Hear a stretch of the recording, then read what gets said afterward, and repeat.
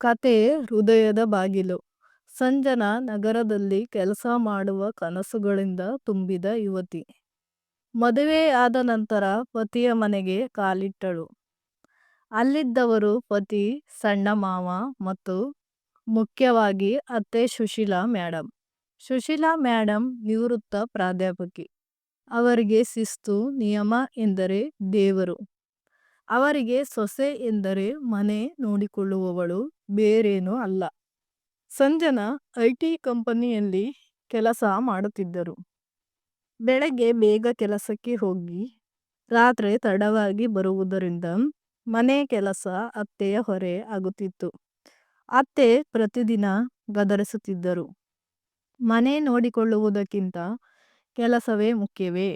ನಮ್ಮ ಕಾಲದಲ್ಲಿ ಹೆಂಗಸರು ಇಷ್ಟು ಹೊರಗೆ ಅಲೆದಾಡುತ್ತಿರಲಿಲ್ಲ. ಸಂಜನಾಳಿಗೆ ನೋವಾಗುತ್ತಿತ್ತು. ಪತಿಗೆ ಹೇಳಬೇಕೆಂದುಕೊಂಡರೂ ಮನೆಯ ಶಾಂತಿಗಾಗಿ ಮೌನವಾಗುತ್ತಿದ್ದಳು. ಆದರೆ ಒಳಗೆ ಒಳಗೆ ಅವಳ ಹೃದಯ ಒಡೆದು ಹೋಗುತ್ತಿತ್ತು. ದಿನಗಳು ಕಳೆಯುತ್ತಾ ಹೋದವು.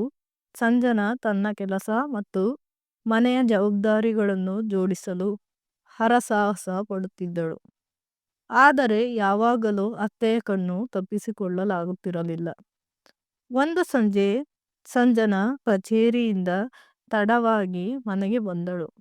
ಟ್ರಾಫಿಕ್, ಪ್ರಾಜೆಕ್ಟ್ ಡೆಡ್ಲೈನ್ ಎಲ್ಲವೂ ಸೇರಿ ಅವಳಿಗೆ ತುಂಬ ಹೊರೆ ಆಗಿತ್ತು.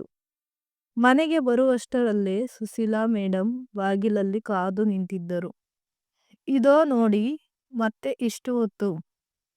ಮನೆ ಕೆಲಸ ಬಿಟ್ಟು ಕಂಪನಿ ಕೆಲಸವೇ ಮುಖ್ಯವಾಗಿದೆಯಾ? ಇಂಥ ಸೊಸೆಯನ್ನೇ ನಾನು ಬೇಡ ಎಂದು ಗದರಿಸಿದರು. ಸಂಜನಾಳ ಕಣ್ಣೀರು ಒಡೆಯಿತು. ಅವಳು ಹೇಳಲು ಪ್ರಯತ್ನಿಸುತ್ತಿದ್ದಳು. ಅತ್ತೆ, ನಾನು ನನ್ನ ಶಕ್ತಿ ಮಟ್ಟಿಗೆ ಮನೆಯ ಕೆಲಸವನ್ನು ನೋಡುತ್ತಿದ್ದೇನೆ. ಆದರೆ ನನ್ನ ಕೆಲಸವೂ ಮುಖ್ಯ. ಆದರೆ ಸುಶೀಲಾ ಮೇಡಂ ಕೇಳಲೇ ಇಲ್ಲ. ಅದೇ ಸಮಯದಲ್ಲಿ ಪತಿ ವಿನಯ ಮಧ್ಯೆ ಬಂದು, ಅಮ್ಮ, ದಯವಿಟ್ಟು ಸಂಜನಾಳನ್ನು ಅರ್ಥ ಮಾಡಿಕೊಳ್ಳಿ. ಇವಳು ದಿನವಿಡೀ ದುಡಿಯುತ್ತಾಳೆ. ಸ್ವಲ್ಪ ಸಮಯ ಕೊಡಿ ಎಂದು ವಿನಂತಿಸಿದರು. ಆ ಮಾತು ಅತ್ತೆಗೆ ಇನ್ನಷ್ಟು ನೋವು ತಂದಿತು. ನನ್ನ ಮಗ ಮನಸ್ಸು ಈಗ ಸೊಸೆಯ ಕಡೆಗೆ ಬಿದ್ದು ಹೋಯಿತು. ನಾನು ಅವಶ್ಯಕಳಂತೆ ಆಗಿದ್ದೇನೆ ಎಂದು ಒಳಗೆಲ್ಲ ಬೇಸರ ಮಾಡಿಕೊಂಡರು. ಸಂಜನಾ ಪತಿಯ ಮೌನ ಬೆಂಬಲಕ್ಕೆ ಧನ್ಯಳಾಗಿದ್ದರೂ ಅತ್ತೆಯ ಹೃದಯವನ್ನು ಗೆಲ್ಲುವುದು ಕಷ್ಟವೆಂದು ಭಾವಿಸಿದಳು. ಆ ರಾತ್ರಿ ಹಾಸಿಗೆಯ ಮೇಲೆ ಮಲಗಿದಾಗ ಅವಳು ತಾನು ಪ್ರಶ್ನಿಸಿಕೊಂಡಳು. ಈ ಮನೆಯಲ್ಲಿ ನಾನು ಮಗಳು ಆಗಿ ಬಾಳುವ ದಿನ ಬರ್ತದೆಯಾ? ಇಲ್ಲವೇ ಸೊಸೆಯಾಗಿ ಗದರಿಸಿಕೊಂಡೇ ಬದುಕಬೇಕಾ? ಅವಳ ಹೃದಯದಲ್ಲಿ ಮೌನ ಅಳಲು. ಒಂದು ರಾತ್ರಿ ಸುಶೀಲಾ ಮೇಡಂ ಅಸ್ವಸ್ಥಳಾದರು. ಹಸಿವಿನಿಂದ, ದೀರ್ಘ ಸಮಯದಿಂದ ಕೆಲಸ ಮತ್ತು ಒತ್ತಡದಿಂದ ಅವರು ಸಂಪೂರ್ಣ ದಣಿವಿನಲ್ಲಿದ್ದರು. ಸಂಜನಾ ಕೂಡ ಮನೆಗೆ ಬಂದುಕೊಂಡು ತಕ್ಷಣ ಅತ್ತೆಯ ಪಕ್ಕದಲ್ಲಿ ಹತ್ತಿಕೊಂಡರು. ಅತ್ತೆ, ನಿಮಗೆ ಯಾವಾಗಲೂ ನನಗೆ ಗದರಿಕೆ ಮಾತ್ರ. ನಾನು ನಿಮ್ಮನ್ನು ನೋಡಿಕೊಳ್ಳಲು ಬಯಸುತ್ತೇನೆ ಎಂದು ಕೋರುವ ಹೃದಯದಿಂದ ಹೇಳಿದಳು. ಅತ್ತೆಯ ಬಾಯಿ ಮಾತಾಡಲು ಸಾಧ್ಯವಾಗಲಿಲ್ಲ. ಆದರೆ ಕಣ್ಣೀರು ಎಲ್ಲವನ್ನೂ ಹೇಳಿ ಹೋಗಿತು. ಸಂಜನಾ ತಮ್ಮ ಕೈಗಳಿಂದ ಔಷಧಿ ಕೊಟ್ಟರು, ನೀರು ಕೊಟ್ಟರು, ತಲೆಯ ಮೇಲೆ ಮಸಾಜ್ ಮಾಡಿದಳು. ಹಸಿವಿನಿಂದ ಆಗಿದ್ದ ಶ್ರಮ ಅತ್ತೆಯ ಮುಖದಲ್ಲಿ ಹೃದಯತಂಡಿತವಾಗಿ ಕಾಣಿಸಿತು. ಆ ಕ್ಷಣ ಸುಶೀಲಾ ಮೇಡಂ ತಮ್ಮ ಹೃದಯದ ಆಳದಿಂದ ಅರ್ಥ ಮಾಡಿಕೊಂಡರು. ಈ ಹುಡುಗಿ ನನ್ನನ್ನು ಬಿಟ್ಟು ನನ್ನ ಮನೆ, ನನ್ನ ಆರೋಗ್ಯ, ನನ್ನ ಕುಟುಂಬವನ್ನು ನೋಡಿಕೊಳ್ಳುತ್ತಿದ್ದಾಳೆ. ನಾನು ತಪ್ಪಾಗಿ ಅವಳನ್ನು ಅರ್ಥ ಮಾಡಿಕೊಂಡಿದ್ದೆ. ಅತ್ತೆಯ ಕೈ ಹಿಡಿದು ಕಣ್ಣೀರಿನಿಂದ ಹೇಳಿದ ಮಾತು, ಮಗಳು, ನಿನಗೆ ಯಾವಾಗಲೂ ಕಷ್ಟ ತಟ್ಟಬೇಕಾಗಿಲ್ಲ. ನೀನು ನನ್ನ ಸೊಸೆ ಮಾತ್ರವಲ್ಲ, ನನ್ನ ಮಗಳು. ಸಂಜನಾ ಅತ್ತೆಯ ಕೈ ಹಿಡಿದು ತಾನು ಹೃದಯದಿಂದ ಅತ್ತೆಯನ್ನು ಒಪ್ಪಿಕೊಂಡಳು. ಅಂದಿನಿಂದ ಅವರಿಬ್ಬರ ಹೃದಯಗಳ ಅಚ್ಚಿಚ್ಚೆ ಒಂದಂತೆ ಪ್ರೀತಿ ಮತ್ತು ಗೌರವ ತುಂಬಿತ್ತು. ಅತ್ತೆ ಸೊಸೆ ಸಂಬಂಧವು ಕೇವಲ ಕುಟುಂಬ ಬಾಂಧವ್ಯವಲ್ಲ, ನಿಜವಾದ ಸ್ನೇಹವೂ ಆಗಿ ಬೆಳಗಿತು. ಸಂಜನಾ ಮತ್ತು ಅತ್ತೆ ಸುಶೀಲಾ ಮೇಡಮ್ ನಡುವಿನ ಹೃದಯಸ್ಪರ್ಶಿ ಕ್ಷಣದ ನಂತರ ಮನೆಯಲ್ಲಿ ಹೊಸತೊಂದು ಶಾಂತಿ ಬಂದಿತು. ಅತ್ತೆ ಈಗ ಸಂಜನಳನ್ನು ಗದರಿಸುವುದಿಲ್ಲ, ಬದಲಾಗಿ ಪ್ರೋತ್ಸಾಹಿಸುತ್ತಿದ್ದರು. ಮಗಳು, ನಿನ್ನ ಕೆಲಸ ನನ್ನ ಹೆಮ್ಮೆ ಎಂದು ತಿಳಿಸಿದರು. ಸಂಜನಾ ಇನ್ನು ಮುಂದೆ ಮನೆಯಲ್ಲಿ ಸಂಯಮ, ಆದರೆ ಪ್ರೀತಿ ಮತ್ತು ಗೌರವದಿಂದ ಕೆಲಸ ಮಾಡುತ್ತಿದ್ದರು. ಪತಿ ವಿನಯ ಸಂತೋಷದಿಂದ ನೋಡುತ್ತಿದ್ದ. ಮನೆಯೊಳಗಿನ ವಾತಾವರಣ ಈಗ ತುಂಬಾ ಮೃದು ಮತ್ತು ಸಂತೋಷಕರವಾಗಿತ್ತು.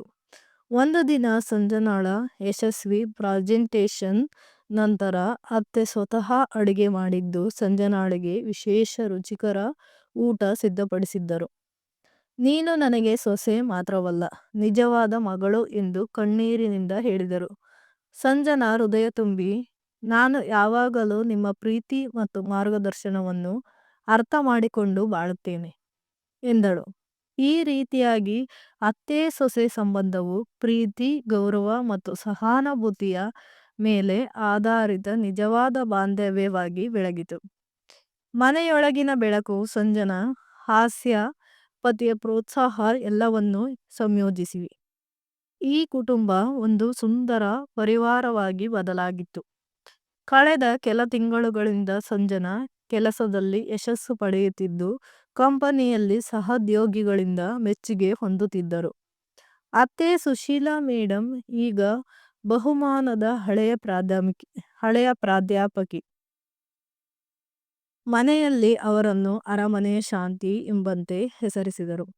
ಒಂದು ಸಂಜೆ ಸಂಜನಾ ಮತ್ತು ಅತ್ತೆ ಫ್ಲಾಟ್ನ ಬಾಲ್ಕನಿಯಲ್ಲಿ ಕಾಫಿ ಕುಡಿಯುತ್ತಿದ್ದರು.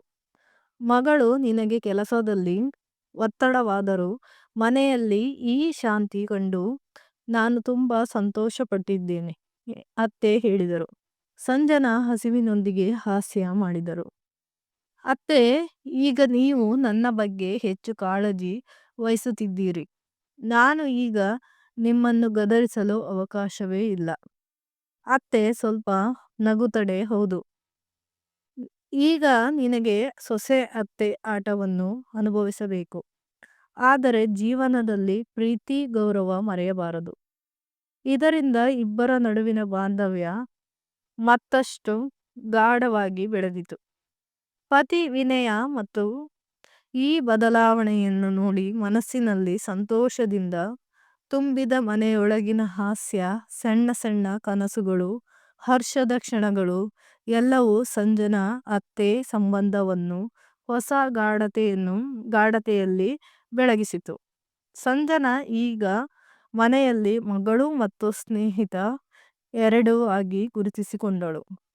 ಅತ್ತೆ ಸುಶೀಲಾ ಮೇಡಮ್ ಹಳೆಯ ಶಿಸ್ತು ಮತ್ತು ಪ್ರೀತಿ ಮಮತೆಯ ಶ್ರೇಷ್ಠ ಸಂಯೋಜನೆಯಲ್ಲಿ ತಮ್ಮ ಜೀವನವನ್ನು ಸಂತೋಷದಿಂದ ನಡೆಸಲು ಆರಂಭಿಸಿದರು.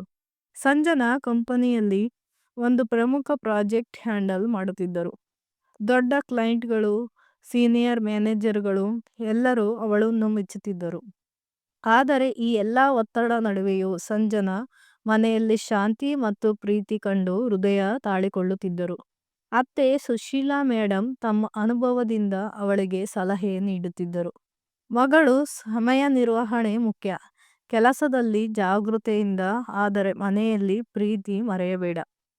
ಒಂದು ದಿನ ಪತಿಯೊಂದಿಗೆ ಫ್ಲಾಟ್ ಬ್ಯಾಂಕ್ಗೆ ಹೋಗುತ್ತಿದ್ದಾಗ ಚಿಕ್ಕ ಮಜಾ ಸಂಭವಿಸಿತು.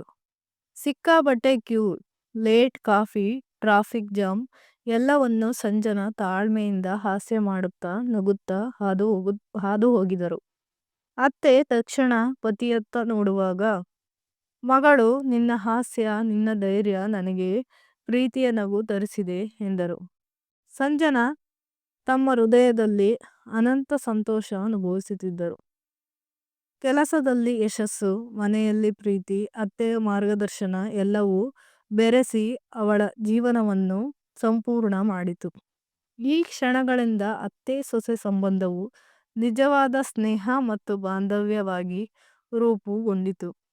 ಸಂಜನಾ ಫ್ಲಾಟ್ ಬ್ಯಾಂಕಿನಲ್ಲಿ ಕೆಲಸದಿಂದ ವಿಶ್ರಾಂತಿ ತೆಗೆದುಕೊಂಡು ಕಾಫಿ ಕುಡಿಯುತ್ತಿದ್ದರು. ಅತ್ತೆ ಸುಶೀಲಾ ಮೇಡಮ್ ಹಳೆಯ ಹಾಸ್ಯ ಕೌಶಲ್ಯದಿಂದ ಸಂಜನಾಳನ್ನು ನಗಿಸಲು ಪ್ರಯತ್ನಿಸುತ್ತಿದ್ದರು. ಮಗಳು, ನಿನಗೆ ಗೊತ್ತಾ, ನಾನೊಬ್ಬ ಸಮಯದಲ್ಲಿ ಕಂಪ್ಯೂಟರ್ ನೋಡಿದ್ರೆ ತಲೆ ದಿನ್ಸಿತ್ತು. ಅತ್ತೆ ನಗುತ್ತಾ ಹೇಳಿದರು. ಸಂಜನಾ ನಗುತ್ತಾ, ಅತ್ತೆ, ಈಗ ನೀವು ನನ್ನ ಆಗ್ತೀರಾ? ನಾನು ಹಾಸ್ಯದಿಂದ ಬಾಲ್ಕನಿಯಲ್ಲಿ ಚಿಕ್ಕ ದೃಶ್ಯದಲ್ಲಿ ಹಾಸ್ಯ ತುಂಬಿತು. ಪತಿ ವಿನಯ ಕೂಡ ನಗುತ್ತಾ, ನಾನು ಇಬ್ಬರ ಹಾಸ್ಯ ನೋಡಿ ಹೃದಯ ತುಂಬ ಸಂತೋಷವಾಗಿದೆ ಎಂದನು. ಇದರಿಂದ ಫ್ಲ್ಯಾಟ್ನಲ್ಲಿ ಇದ್ದ ಪ್ರತಿದಿನದ ಸಣ್ಣ ಚಿನ್ನದ ಕ್ಷಣಗಳು, ಜಾಮಿ ಕಾಫಿ ಎಲ್ಲವೂ ಸಂಜನಾ ಅತ್ತೆಯ ಬಾಂಧವ್ಯವನ್ನು ಇನ್ನಷ್ಟು ಗಾಢಗೊಳಿಸಿತು. ಒಂದು ದಿನ ಸಂಜನಾ ದೊಡ್ಡ ಅಚೀವ್ಮೆಂಟ್ ಪಡೆದಾಗ ಅತ್ತೆ ಹೃದಯ ತುಂಬಿ, ನಿನ್ನ ಯಶಸ್ಸು ನನ್ನ ಸಂತೋಷ, ನಾನು ನಿನ್ನ ಬಗ್ಗೆ ಹೆಮ್ಮೆ ಪಡುವೆ ಎಂದರು. ಈ ದೃಶ್ಯದಿಂದ ಸಂಜನಾ ಮನಸ್ಸಿನಲ್ಲಿ ನೆನಪು ಬಂದಿತು. ಅತ್ತೆ ನನ್ನ ಜೀವನದಲ್ಲಿ ಕೇವಲ ಸೊಸೆ ಅಲ್ಲ, ನಿಜವಾದ ಸ್ನೇಹಿತ, ಮಾರ್ಗದರ್ಶಕಿ ಎಂದುಕೊಂಡಳು. ಸಂಜನಾ ಈಗ ತನ್ನ ಕಂಪನಿಯಲ್ಲಿ ಸೀನಿಯರ್ ಪ್ರಾಜೆಕ್ಟ್ ಲೀಡ್ ಆಗಿ ನೇಮಕವಾಯಿತು. ಹೊಸ ಜವಾಬ್ದಾರಿಗಳು ಮತ್ತು ಅವಳಿಗೆ ಹೊಸ ಒತ್ತಡ ತಂದುಕೊಟ್ಟವು. ಆ ಸಮಯದಲ್ಲಿ ಅತ್ತೆ ಸುಶೀಲಾ ಮೇಡಮ್ ಅವಳಿಗೆ ಮಾರ್ಗದರ್ಶನ ನೀಡಿದರು. ಮಗಳು, ಒತ್ತಡವನ್ನು ನೋಡಬೇಡ, ಪ್ರತಿ ಅವಕಾಶವಾಗಿ ನೋಡಿ ಹೀಗೆ ನಯವಾಗಿ ನಿರ್ವಹಿಸಬಹುದು ಎಂಬುದನ್ನು ಕಲಿಯೋದು ಮುಖ್ಯ. ಸಂಜನಾ ಆ ಸಲಹೆಯನ್ನು ಅನುಸರಿಸುತ್ತಾ ಪ್ರಾಜೆಕ್ಟ್ ಸಫಲವಾಗಿ ಮುಗಿಸಿದಳು. ವರ್ಕ್ ಪ್ಲೇಸ್ನಲ್ಲಿ ಅವಳನ್ನು ಆಗಿ ಮೆಚ್ಚಿಕೊಂಡರು. ಮನೆಗೆ ಬಂದಾಗ ಅತ್ತೆ ಅಪ್ಪಿಕೊಂಡು, ನೀನು ನಿಜವಾಗಿ ಬೆಳೆಯುತ್ತಿದ್ದೀಯಾ, ನಿನ್ನ ಶ್ರಮ ಮತ್ತು ಸಹನೆ ನನಗೆ ಹರ್ಷ ತಂದಿದೆ ಎಂದು ಹೇಳಿದರು. ಇದರಿಂದ ಸಂಜನಾ ಅತ್ತೆಯ ಬಾಂಧವ್ಯ ಮತ್ತಷ್ಟು ಹತ್ತಿರವಾಯಿತು. ಸಂಜನಾ ಕೆಲಸ ಮತ್ತು ಮನೆಯ ಜವಾಬ್ದಾರಿ ಎರಡೂ ಸಾಧಿಸಿದ್ದರಿಂದ ಅತ್ತೆಯ ಮಾರ್ಗದರ್ಶನವು ಅವಳಿಗೆ ಅಮೂಲ್ಯವಾಗಿ ಬದಲಾಯಿತು. ಸಂಜನಾ ದಿನೇ ದಿನೇ ಕಚೇರಿ ಪ್ರಾಜೆಕ್ಟ್ ಮೀಟಿಂಗ್ಗಳು ನಡೆಯುತ್ತಿದ್ದವು. ಆದರೆ ಮನೆಗೆ ಬರುವ ಸಮಯದಲ್ಲಿ ಅತ್ತೆ ಸುಶೀಲಾ ಮೇಡಮ್ ಅವರ ಸುದಿನದ ದಿನಚರಿಯಲ್ಲಿ ಎಲ್ಲವನ್ನೂ ಬದಲಾಯಿಸುತ್ತಿತ್ತು. ಒಂದು ಸಂಜೆ ಸಂಜನಾ ಮತ್ತು ಅತ್ತೆ ಬಾಗಿಲ ಬಳಿ ಕುಳಿತು ಕಾಫಿ ಕುಡಿಯುತ್ತಿದ್ದರು. ಮಗಳು, ನಿನಗೆ ಗೊತ್ತಾ, ನಾನು ಯಾವಾಗಲೂ ಎಲಿವೇಟರ್ನಲ್ಲಿ ತಡ ಆಗಿ ಹೋದರೆ ನೋವು ಪಡುತ್ತೆ, ಅತ್ತೆ ನಗುತ್ತಾ ಹೇಳಿದರು. ಸಂಜನಾ ನಗುತ್ತಾ, ಅತ್ತೆ, ಈಗ ನೀವು ನನಗೆ ಎಲಿವೇಟರ್ ಕೊಡ್ತೀರಾ? ಅದರಿಂದ ಮನೆ ತುಂಬ ನಗುವ ಹಾಸ್ಯ ಮನರಂಜನೆ ತುಂಬಿತು. ಪತಿ ವಿನಯ ಕೂಡ ನಗುತ್ತಾ, ನನಗೆ ನಿಮ್ಮಿಬ್ಬರ ನೋಡಿ ತುಂಬ ಸಂತೋಷವಾಗಿದೆ ಎಂದನು. ಇನ್ನೊಂದು ದಿನ ಸಂಜನಾ ಪ್ಲಾಂಟ್ ಬ್ಯಾಂಕಿನಲ್ಲಿ ತನ್ನ ವರ್ಕ್ ರಿಪೋರ್ಟ್ ಚೆಕ್ ಮಾಡುತ್ತಿದ್ದರು.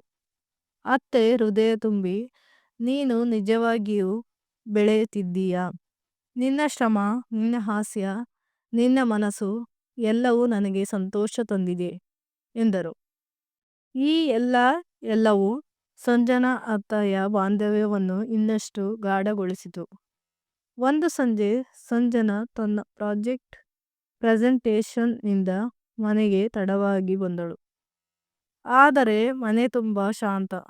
ಅತ್ತೆ ಸುಶೀಲಾ ಮೇಡಮ್ ಬಾಗಿಲ ಬಳಿ ಕಾದು ನಿಂತಿದ್ದರು.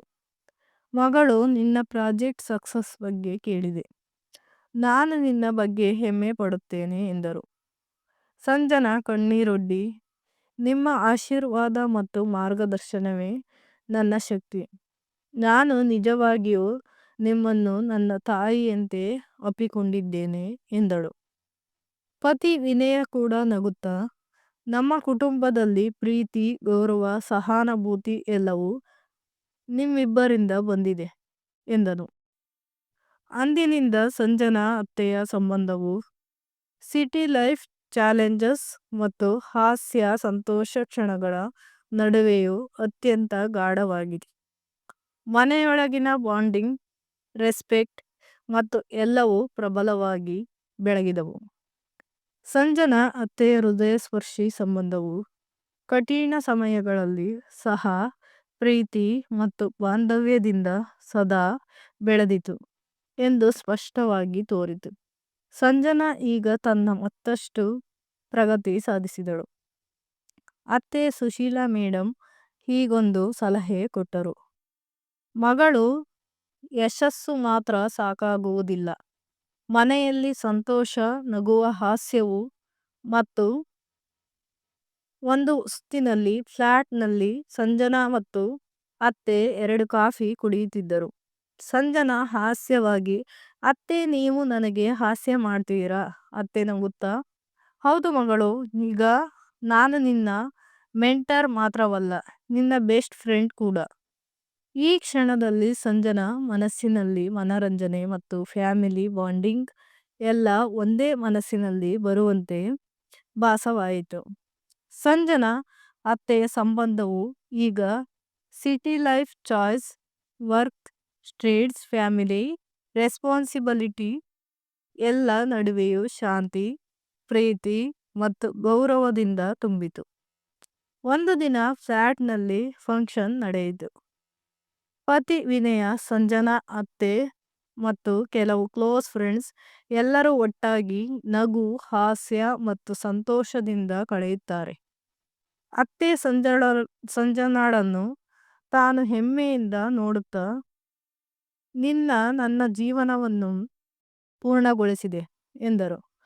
ಸಂಜನಾ ಹೃದಯದಿಂದ, ನಾನು ಕೇವಲ ನಿಮ್ಮ ಸೊಸೆ ಅಲ್ಲ, ನಿಜವಾದ ಮಗಳು ಮತ್ತು ಸ್ನೇಹಿತೆಯೂ ಆಗಿದ್ದೇನೆ ಎಂದಳು.